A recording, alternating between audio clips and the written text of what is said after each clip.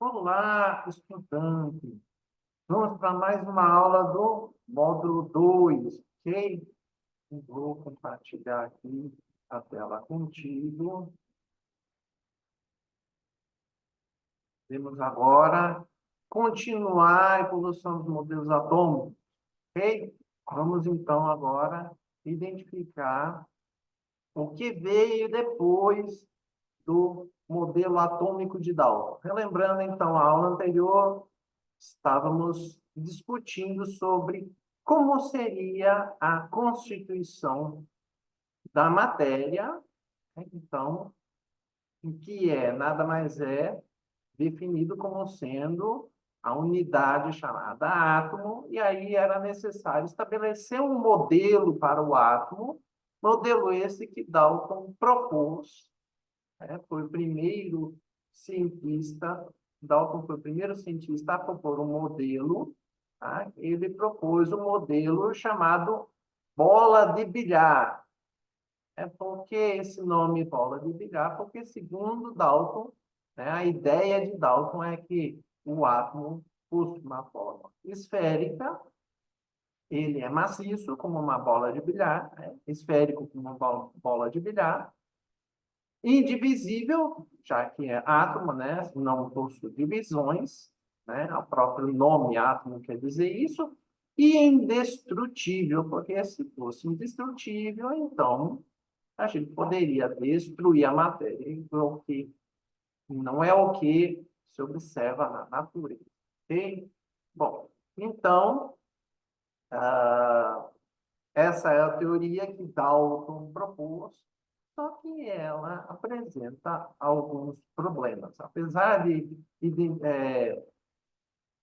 poder explicar tranquilamente o que é um elemento químico, a diferença dos elementos químicos e como eles se comportam, inclusive em transformações químicas, esse modelo não consegue explicar, por exemplo, como que, como que a matéria consegue transportar a energia e armazenar a energia, né? Se matéria, vamos pensar o seguinte, se a matéria é tudo o que ocupa lugar no espaço, energia não ocupa lugar no espaço. Partindo dessas definições, a matéria poderia transportar energia como? Se a energia não ocupa lugar no espaço. Então, a matéria teria que interagir com a energia de alguma forma. Mesmo?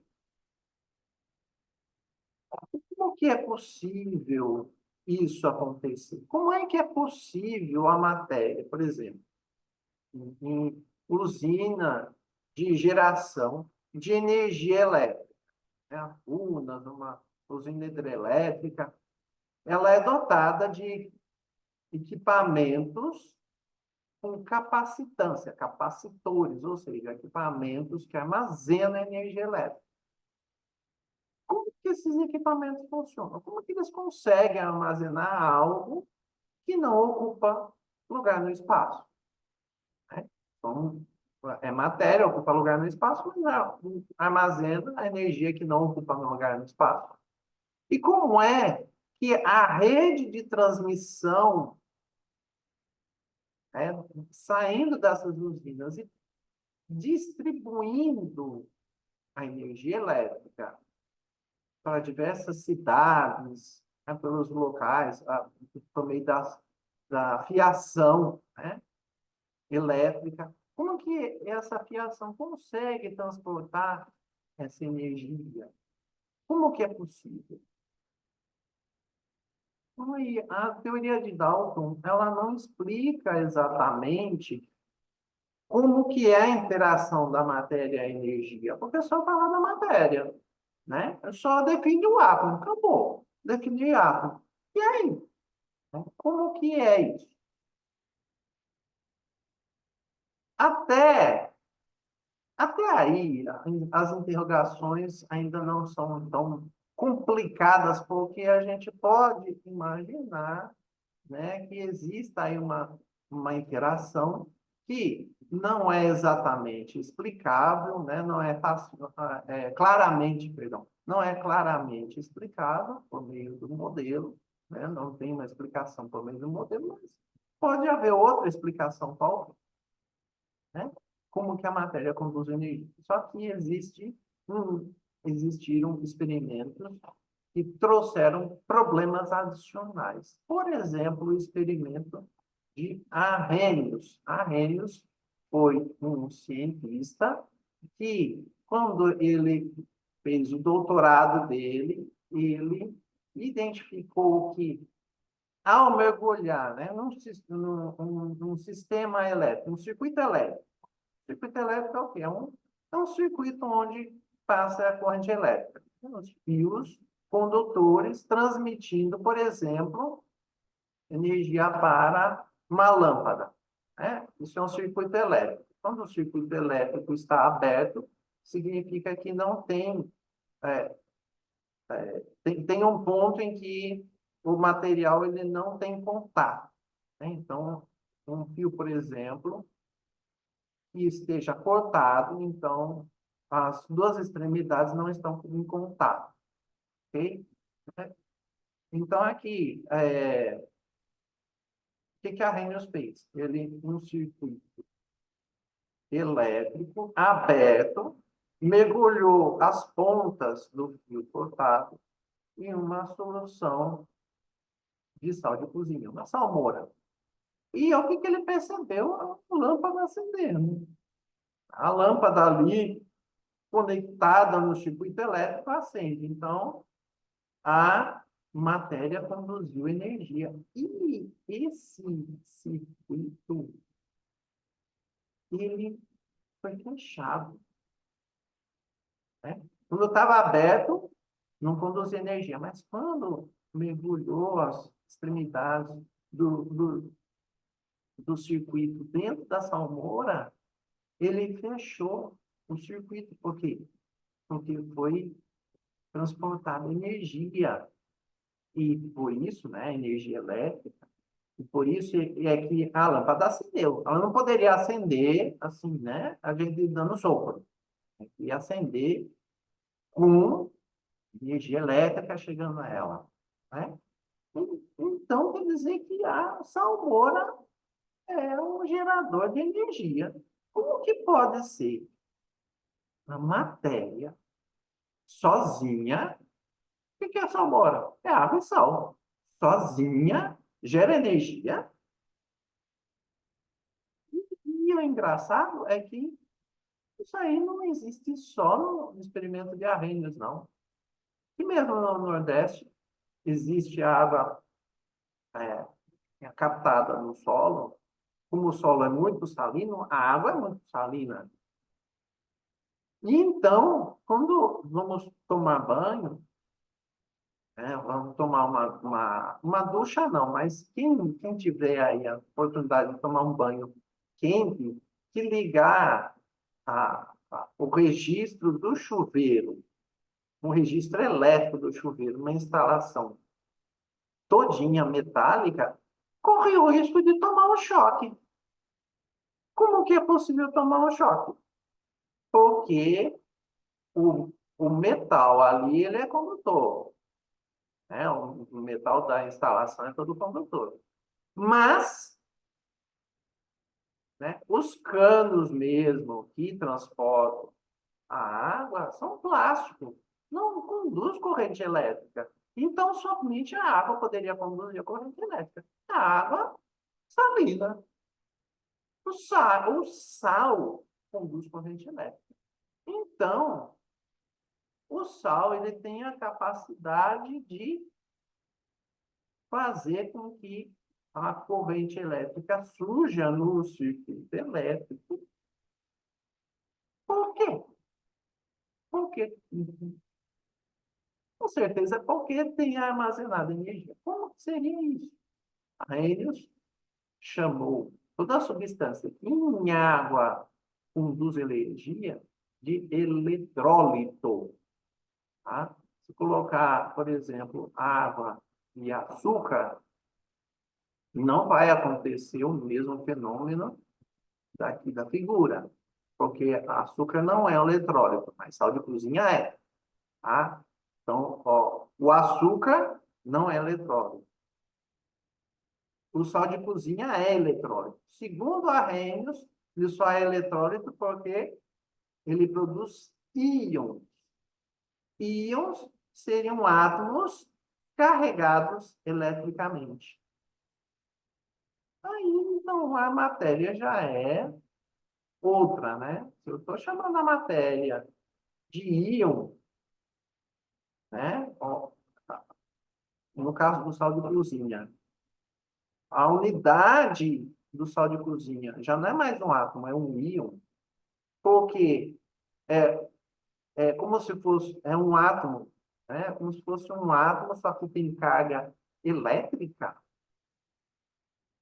Então, aí já não pode mais ser o modelo de Dalton. O modelo de Dalton está falando somente da matéria. A matéria é neutra em termos de cargas elétricas. Além disso, além disso, Crookes foi um cientista que elaborou um experimento chamado de tubos de raios catódicos. O que Crookes fez? Nesses tubos, ele fez vácuo, então retirou o máximo de gás possível de lá de dentro e aplicou uma energia elétrica, né? Uma voltagem, uma diferença de potencial elétrico na extremidade do tubo. O que ele percebeu? Tá? Nessa figura aqui, na verdade, ela está condensada a 3 experimentos ao mesmo tempo. Quando ele aplica, né? Eu vou explicar os 3 experimentos dessa figura, tá? Quando Crookes aplica uma voltagem aqui nessa região do tubo, ele percebe, então, no experimento dele, que existe uma luminosidade que atravessa o tubo de forma reta, tá? E percebe essa luminosidade. E aí ele achou estranho, como é que lá dentro do tubo tem gás e aí cria luz do nada? Se luz é energia, então a matéria também armazena energia, não é só energia elétrica, é armazena energia. E ainda mais, é provocada pela aplicação de energia elétrica. Aplicou energia elétrica ali e provocou a formação de luz, o surgimento de outro tipo de energia. Então, a matéria, na forma de gás, dentro do experimento, do tubo de Crookes, armazena energia na forma de luz. De novo, o choque com a teoria de Dalton. Só falar de matéria, não falar nada de armazenamento de energia. Como é que é possível armazenar energia? Né? O modelo de Dalton não fala isso. Os outros 2 experimentos aqui, o que se faz? Né? O que Crookes fez? Aplicou outra diferença de potencial elétrico nesse sentido. Caso na aplicação da voltagem, a parte inferior, a parte de baixo da figura, é o polo positivo, a luminosidade ela é atraída para baixo, ou seja, no sentido do polo positivo. Caso o polo positivo esteja na parte superior, a luminosidade ela tem um caminho para a parte superior do tubo, ou seja, segue de novo o polo positivo. Aí, Crookes imaginou o seguinte, não, deve ser uma indução dessa aplicação de potencial aqui. E aí a energia deve ser transferida de alguma forma lá para dentro do tubo. Então, o que ele fez? Ele colocou um anteparo aqui no fundo do tubo. Ele colocou como se fosse um ventiladorzinho, né, parado, as pás de um ventilador parado. E aplicou o potencial. Quando ele aplicou o potencial, ele verificou a mesma luminosidade e ocupada pelo anteparo. Ou seja, como é que esse anteparo, como é que essas pás poderiam segurar a energia? Se a energia não ocupar lugar no espaço. A matéria só pode barrar a matéria, não tem como barrar a energia. A não ser que fosse algo do tipo muito maciço, né? Aqui, no experimento, essas pás foram bem finas, bem finas mesmo. Tá? Possível atravessar, né? A energia pode atravessar a matéria no sentido de ser a energia elétrica. Tanto é que os fios de cobre são utilizados em instalação elétrica para que ocorra o transporte da energia elétrica. Então, a energia elétrica atravessa os fios de cobre. E aqui, se fosse energia elétrica, como que então não atravessaria o anteparo de paz, né? Então, não é energia, é matéria. Matéria, um corpo, matéria carregando energia na forma de luz. Como que isso é possível? E mais um experimento confrontou o modelo de Dalton, que é o experimento da gota de óleo que Millikan elaborou, tá? O que Millikan fez? Ele colocou num compartimento, ele pulverizou óleo, tá? Então, foram várias gotas de óleo, tá? Esse óleo cai por gravidade no compartimento inferior, onde é aplicada também uma voltagem, uma diferença de potencial, ok? E aí, a parte inferior, a parte inferior na parte inferior desse compartimento, é aplicada, então, existe a carga negativa, tá? A parte negativa da aplicação da voltagem, e em cima é a parte positiva, né? Então, teria a carga positiva em cima, carga negativa embaixo. E ele percebeu que depois de um determinado momento, a gota de óleo flutua. A gota de óleo pode flutuar só aplicando energia elétrica.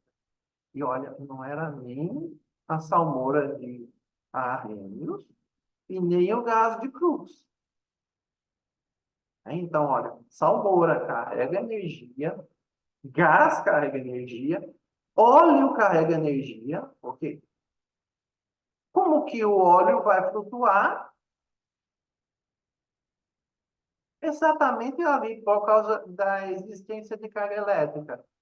Só se ele possuísse carga elétrica, né, que fosse negativa. Por quê? Porque repeliria de baixo, repelindo, ele vai tender a ir no sentido oposto. E o sentido oposto tem o quê? A carga positiva. E ele seria atraído. Então, a gota de óleo seria negativa. Como que é possível a gota de óleo ser negativa?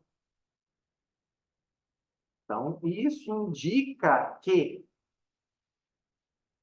o modelo de Dalton não explica o comportamento elétrico da matéria.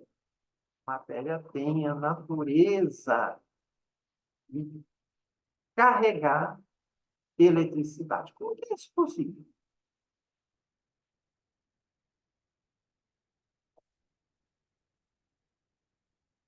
Observando tudo isso, um outro cientista chamado Thomson, ele partiu do pressuposto que só é possível, tudo isso só é possível se o átomo contiver dentro dele carga elétrica. Então, lembra que eu falei que não é exatamente a diferença entre matéria e energia, se ocupa ou não lugar no espaço, porque a matéria naturalmente carrega energia. É isso que Thomson está falando. naturalmente, a natureza da matéria é carregar energia. Então, toda a matéria possui em sua própria constituição a energia embutida, né? Então, não existe uma diferença exatamente clara entre o que é matéria e o que é energia. Embora seja muito mais fácil identificar que energia ela não ocupa um lugar no espaço, é mais fácil, então, definir a matéria como contra-exemplo, mas aí parte do pressuposto que é uma definição muito grosseira, é uma definição muito simplista, ok? Então, Thomson, imaginando que existe carga elétrica dentro do átomo, chamou as cargas elétricas de elétron, tá? E como percebeu que existe a condução de energia elétrica, né, nos três casos anteriores, e inclusive no experimento de Millikan, a gota assume uma carga elétrica negativa. Então, quem é responsável por essa carga elétrica negativa é uma parte do átomo chamada de elétron. Então, o elétron é uma subpartícula do átomo que carrega carga negativa. Modelo de Thomson, tá? Então, segundo o modelo de Thomson, esse elétron está no átomo, tá? Em contato com a massa do átomo, semelhante à massa do átomo de Dalton, né? É semelhante, só que a diferença do modelo de Dalton para o de Thomson é que o elétron está ali presente, dividido por toda a massa do átomo, tá? Ele foi apelidado de pudim de passas, mas isso é uma ideia assim, mais inglesa, né? Porque o pudim em inglês ele tem mais a forma esférica, né? A gente ensina com o professor que o nome é pudim de passas, mas a ideia mesmo é que seja uma bola de sorvete de passas, porque a bola ela é redonda, ela é esférica, né? E as passas também podem estar lá dentro. Não precisa estar só na superfície. Ok? Então, segundo Thomson, né,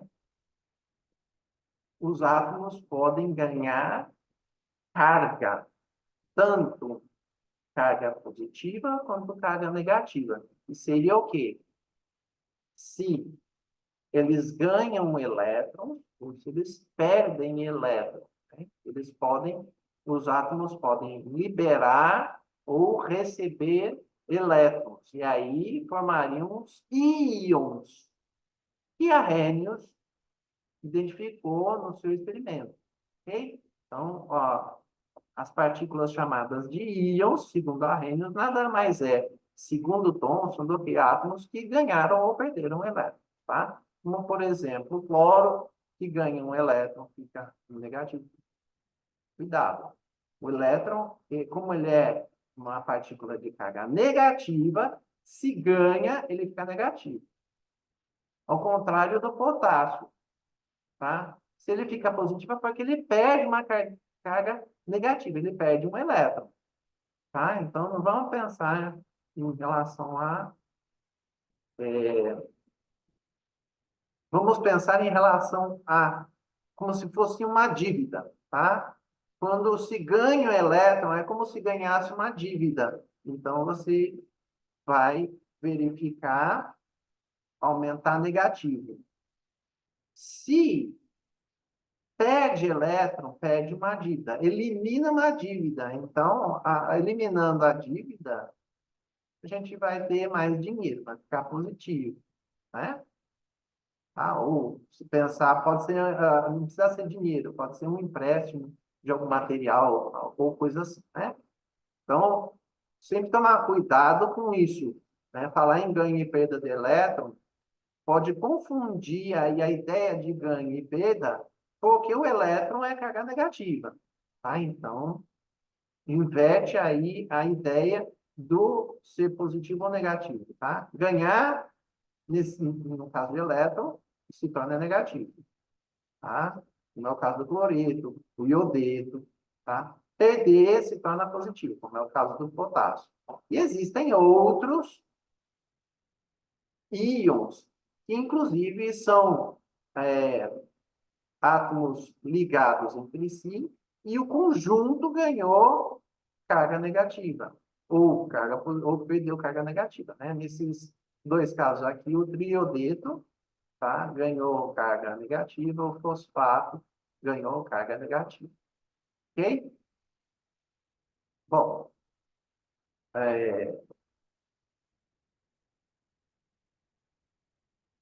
esse modelo não é estranho. Pensa bem, né?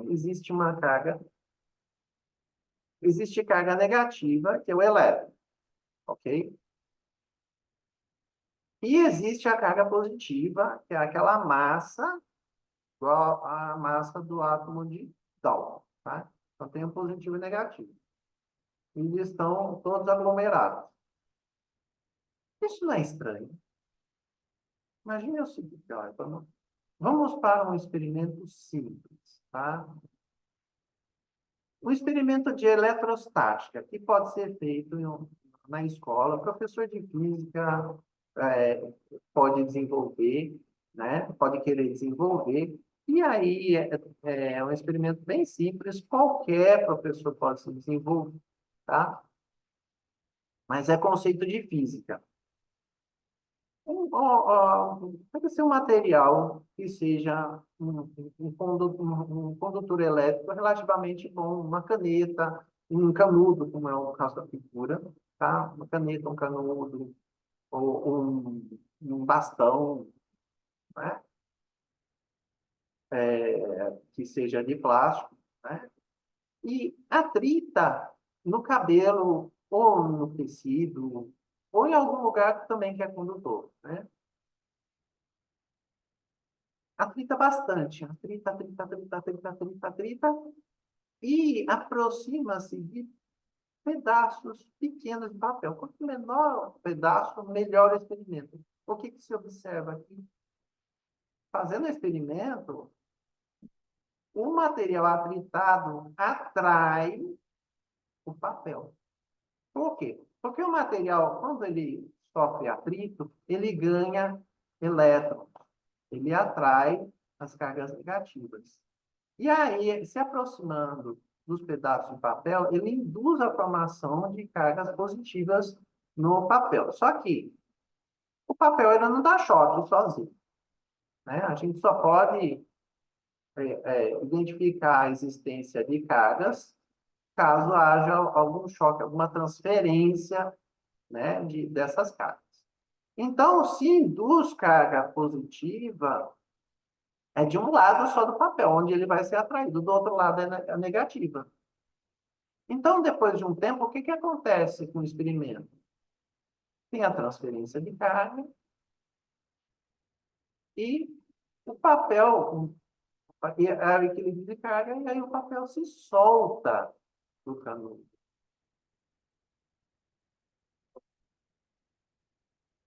Se eu tiver, então, os átomos, né? Átomo com a esfera maciça positiva e os elétrons à volta, né? Todos eles assim. Aí o elétron tomou contato com, né, elétron negativo, carga negativa, tomou contato com a massa positiva, tá? Ele não vai transferir carga, vai transferir carga. No final das contas, vai ficar tudo neutro, porque o átomo em si, a gente pega um grafite, né, uma barra de grafite aí para colocar na lapiseira, ou mesmo a ponta do lápis, ele não toma choque. Porque não há transferência de carga. É porque está neutro. E aí, então, esse modelo não faz sentido. As cargas não podem estar ligadas uma na outra. Então, aí Thomson elaborou Thomson não, perdão. É, a gente tem um problema identificar o que existe entre a massa positiva do átomo e o elétron, para que não haja a transferência de energia, a transferência de carga de um para outro. O que haveria entre, né, essa massa positiva e o elétron? Não, eles não podem estar em contato, ok? Então, o Rutherford, um cientista que procurou elaborar um experimento para identificar o que é que tem nesse espaço. Então, na época, com os estudos de Marie Curie, Pierre Curie, se identificou a existência de radioatividade, que é o quê? É a propriedade de um material de emitir subpartículas, tá? Uma das subpartículas se chama partícula alfa, que ela é igual a um núcleo de átomo do hélio, tá? Então, é uma partícula positiva. E Rutherford utilizou dessa partícula, imaginou que essa partícula iria interferir, né? Ela ia interagir entre, é, ela ia interagir com o núcleo positivo do átomo, os elétrons e o que tivesse ali no meio. Tá? Então, ele elaborou um experimento e olha aqui o experimento. Então, o material radioativo, tá? O polônio, tem que estar dentro de uma caixa de chumbo, senão ele dispara radiação para todo lugar, né? Com somente o orifício aberto para onde se deseja o jato, né? O feixe de partículas alfa, tá? E colocou-se uma folha bem fina, o mais fina possível de ouro na frente, né, para que seja bombardeada pelas partículas alfa. Tá? E o que é que Rutherford percebeu? Que a grande maioria das partículas alfa atravessa. Ele capta aqui através de uma chapa, como a chapa de raio-x que se faz ali no hospital, né? A ideia é a mesma, tem a incidência de raio-x, passa pelo corpo e atrás tem o anteparo, que é a chapa, onde é gravado o raio-x e é revelado ali na hora de fazer o exame. A diferença aqui, para esse experimento aqui, ao invés de raio-x, são partículas alfa, tá? É uma chapa fotográfica semelhante. E aí ele percebeu, então, que a maior parte das partículas atravessa.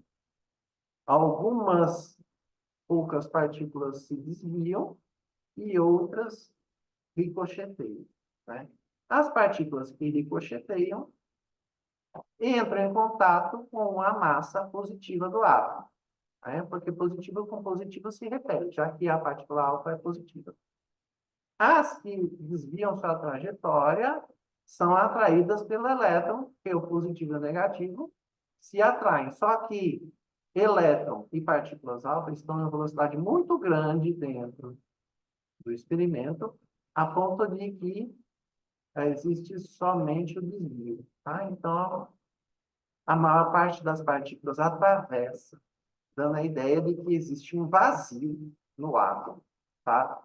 É uma ideia esquisita, né? Estranha, mas é a ideia que foi aceita na época e mais tarde foi burilada um pouquinho melhor para podermos entender por que a matéria é tão compacta. Tá? Então, aí Rutherford então, imaginou um modelo como sendo a massa positiva do átomo no centro e os elétrons circundando essa massa à volta, como se fosse um modelo do sistema solar, né? O Sol fica no centro do sistema solar e os planetas giram em órbitas ao redor do Sol. Tá? Então, esse modelo foi chamado modelo planetário. O modelo de Rutherford foi chamado modelo planetário, né? Então, a gente tem o átomo, o núcleo do átomo positivo no centro, como o Sol, e os elétrons em órbitas como se fossem os planetas, né? Os elétrons de carga negativa. E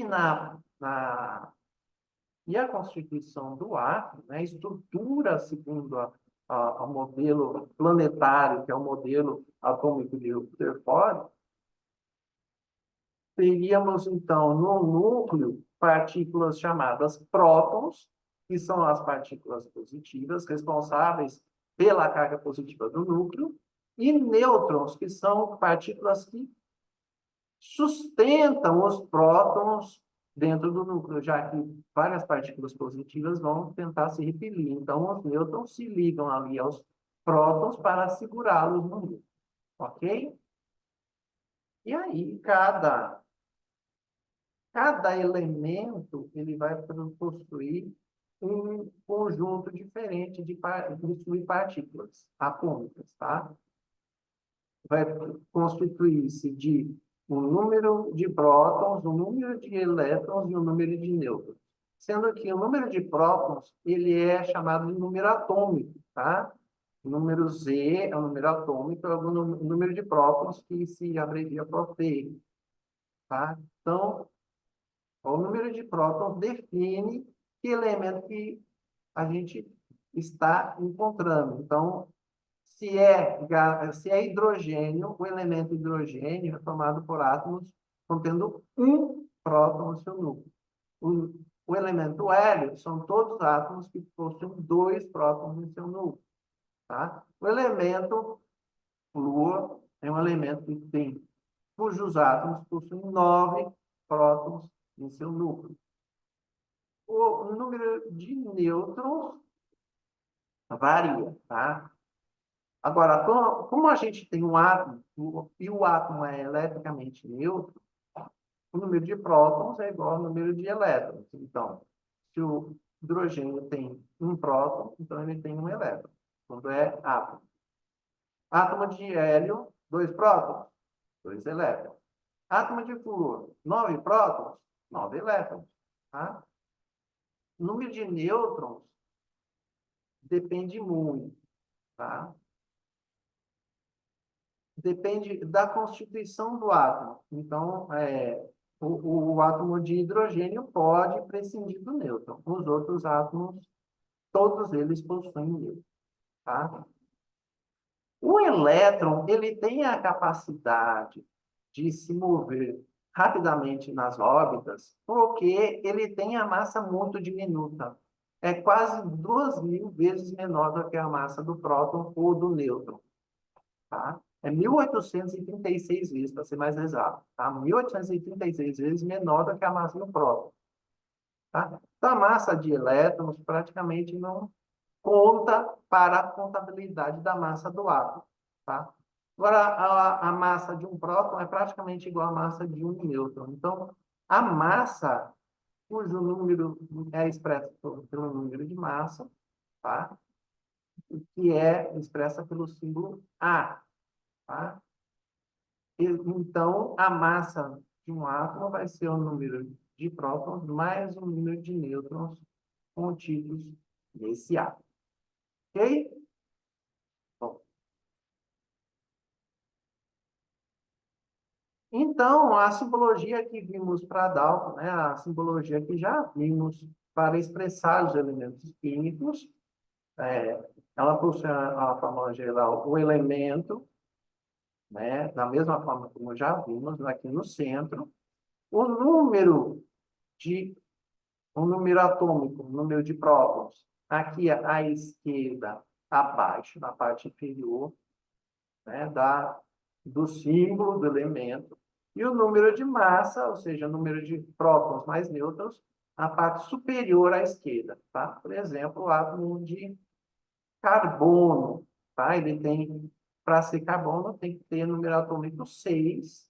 Tá? Existe o carbono 14, que ele é utilizado para datação de fósseis, né? Porque é 14 porque o número de massa dele é 14. Como o número atômico é típico do elemento, a gente pode expressar somente o número de massa também, através da simbologia, tá?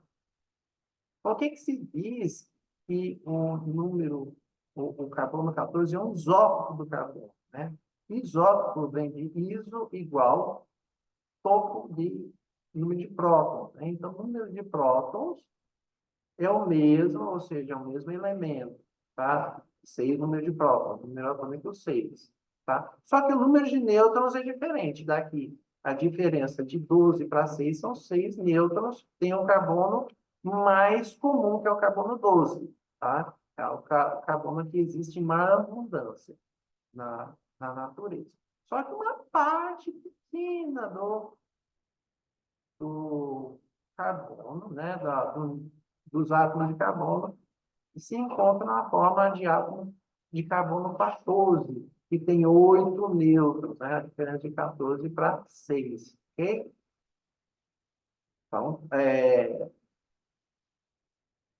por isso que quando se fala, né, da massa molar, que ela está relacionada à massa do elemento, né? Ela é quebrada, porque se para identificar a massa de um elemento, se faz uma média ponderada de todos os isótopos. E a média ponderada, ela pode dar quebrada, né? Então, aqui, o átomo de carbono 12, são 12 unidades de massa atômica, tá? A unidade é essa, unidade de massa atômica. Se tivéssemos só átomo de carbono 12, a massa molar, que é exatamente numericamente igual à massa atômica, seria exatamente 12, 12,0000. Porém, a massa molar do átomo do carbono, ela não é exatamente 12, tá? Ela é aproximadamente 12, porque existe o átomo de carbono 14 na média ponderada, ou seja, né, é o peso da abundância do carbono 14 que vai entrar ali, né, em parte dos 100%. Então, vai dar um pouquinho assim, ok? Falando agora só do carbono 14, né? Então, como eu comentei, o número atômico é 6, porque está aqui abaixo à direita, à esquerda, perdão, a parte inferior à esquerda do símbolo. 6 prótons, como a gente tem um átomo, 6 elétrons, tá? E como o número de massa é 14, o número de nêutrons é a diferença do número de massa para o número atômico, 14 menos 6. Tá? Então, 8 nêutrons. Se temos um íon, que é um átomo carregado, a conta dos elétrons é diferente. Tá? Então, por exemplo, o íon iodeto, ele é um átomo de iodo que possui uma carga negativa. Então, da mesma forma que o átomo, ele tem um número atômico 53, então 53 prótons. Da mesma forma que o átomo, o número de nêutrons é diferente do número atômico para o número de massa, tá? Ou seja, né, no caso aqui, 127 menos 53 dá 74, só que ele possui uma carga elétrica negativa a mais, que é um elétron. Então, ele tem um elétron a mais. Lembra que eu falei? Um elétron a mais. Elétron a mais, tá? É negativo é elétron. Então, ele é chamado de ânion, tá? Ele tem 54 elétrons, ok? E aqui, está errado, deixa eu botar aqui. O, o íon de ferro 3+, né, com carga 3+, também a gente faz a mesma conta, tá? Número atômico 26, então são 26 prótons. Número de massa 56, 56 menos 26, 30 nêutrons. E aí aqui, como ele é um cátion, ou seja, um íon que perdeu cargas negativas, perdeu ficou positivo. Perdeu elétron, tá? A gente só perde, o átomo só ganha ou perde elétron. Então, se ele fica positivo, é porque ele perdeu o elétron, ele perdeu carga negativa. Tá? Então, ele vai ter 26 menos 3 elétrons, ou seja, 23 elétrons. Ok? Veremos que o átomo de Rutherford também apresenta seus problemas e, inclusive, não explica, em parte, o experimento de Crookes, onde a gente conseguiu ver luz, né? Ele explica bem a condução de energia elétrica, mas não explica a radiação luminosa, tá? Isso será tema para a próxima aula. Aí, te vejo, então, na próxima aula. Muito obrigado pela atenção. Até mais.